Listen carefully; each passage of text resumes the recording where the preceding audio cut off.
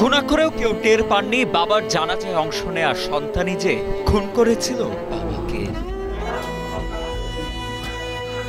কড়া শাসন থেকে মুক্তি পেতেই বাবাকে হত্যা করে আপন ছেলে। ভোলায় ব্যাপক আলোচিত নেক্কারজনক সেই হত্যাকাণ্ডের এক সপ্তাহ পর হত্যাকারী ছেলেকে গ্রেপ্তার করেছে পুলিশ। নেক্কারজনক হত্যাকাণ্ডটি শুধু পরিবারকেই নয়, পুরো সমাজকেই করেছে হতবাক। কালকে যখন নিউজটা শুনলাম যে ছেলে কাজ করছে, অবাক হওয়া ছাড়া কিছু নেই, কারণ আমাদের মতো হাজারো স্টুডেন্টকে শিক্ষা দিতে পারছে, কিন্তু নিজের ছেলেকে শিক্ষাটা দিতে পারলো না। হুজুর অত্যন্ত ভালো লোক ছিল, হুজুরের ব্যবহারে কোনো রকম খারাপ কিছু ছিল না। তার আপন ছেলে হত্যা করেছে, আসলে এটা কোনোভাবেই কাম্য নয়। গত 6 সেপ্টেম্বর মাদ্রাসা শিক্ষক ও খতিব মাওলানা আমিনুল হক নোমানীকে হত্যা করে তারই 17 বছর বয়সী ছেলে মোহাম্মদ রেদওয়ান। হত্যার রহস্য উদ্ঘাটনের পর পুলিশ জানায়, অতিরিক্ত শাসনে অতিষ্ঠ হয়েই বাবার উপর ক্ষিপ্ত হয় ছেলে রেদওয়ান। সেই ক্ষোভ থেকেই মোবাইলে মুভি দেখে বাবাকে হত্যার পরিকল্পনা করে সে। সেই পরিকল্পনা অনুযায়ী অনলাইন থেকে ছুরি কিনে গত 6 সেপ্টেম্বর রাতে পরিকল্পনা মাফিক বাবাকে হত্যা করে রেদওয়ান।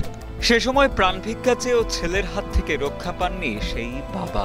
যে কোনো বাবা মাকে এই কথা খেয়াল রাখতে হবে, ছেলেকে এরকম শাসন করা যাবে না যে শাসনের কারণে ছেলে কন্ট্রোলের বাইরে চলে যাবে, ছেলে নিয়ন্ত্রণের বাইরে চলে যাবে। এই হত্যাকাণ্ডের পিছনে যে কারণগুলো আছে, বিশেষ করে বাচ্চারা যখন বিভিন্ন গেমস খেলে, অনলাইন বিভিন্ন সাইট, ইন্ডিয়ার অনেক সাইটগুলো আছে যেটা ক্রাইম ফ্যাক্টর, এবং এই সাইটগুলো যদি আমাদের দেশ থেকে নিষিদ্ধ করে তাহলে আমাদের বাচ্চারা অনেক কিছু এর থেকে যে শিক্ষাটা ছিল, যারা কিভাবে একটা মানুষকে হত্যা করে এই জিনিসটা তারা দেখতে পারে, দেখে কিন্তু তারা আরো আসলে প্রায় ইন্সপায়ার হয় যে কিভাবে হত্যা করে। এখন এইভাবে তারা আস্তে আস্তে সমাজের দিকে খারাপের দিকে ধাবিত হয়। প্রশাসন এবং সরকারের উচিত এই ধরনের সাইটগুলো বন্ধ করা, যাতে বাচ্চারা এই জিনিসগুলো না দেখে এবং না শিখতে পারে। হত্যাকাণ্ডের রহস্য উদ্ঘাটনের পর 13 সেপ্টেম্বর বিকেলে সংবাদ সম্মেলনে এসব তথ্য তুলে ধরেন ভোলার পুলিশ সুপার শরীফুল হক। তার ছেলে রেদওয়ান, তার হাতে কাটা দাগ পাই, এইটা দিয়ে আমাদের সন্দেহটা শুরু হয়।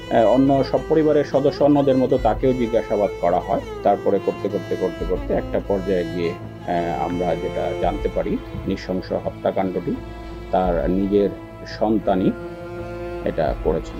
তাকে অত্যন্ত কড়া শাসনে রাখতেন, এটা তার একটা অভিযোগ, এবং এই ছোট থেকে এই কড়া শাসনের কারণে তার ভিতরে একটা বিক্ষিপ্ত ভাব জন্ম নেয়। নিহত শিক্ষক মাওলানা আমিনুল হক নোমানীকে হারিয়ে শোকাহত তার শিক্ষার্থী ও সহকর্মীরাও। তবে সমাজে এমন ঘটনার পুনরাবৃত্তি রুখতে হত্যাকাণ্ডটির সুষ্ঠু তদন্ত ও বিচার হওয়া প্রয়োজন বলেও জানান ভোলা দারুল হাদিস কামিল মাদ্রাসার উপাধ্যক্ষ মাওলানা মোবাশ্বেরুল হক নাই। সন্তান বাবাকে হত্যা করবে, আমরা কোন জায়গার মধ্যে আছি? আসলে আমাদের আমরা ভাষা হারিয়ে ফেলেছি। এরকম একটি হত্যাকাণ্ড, এটা কোনোভাবে মেনে নেওয়া যায় না।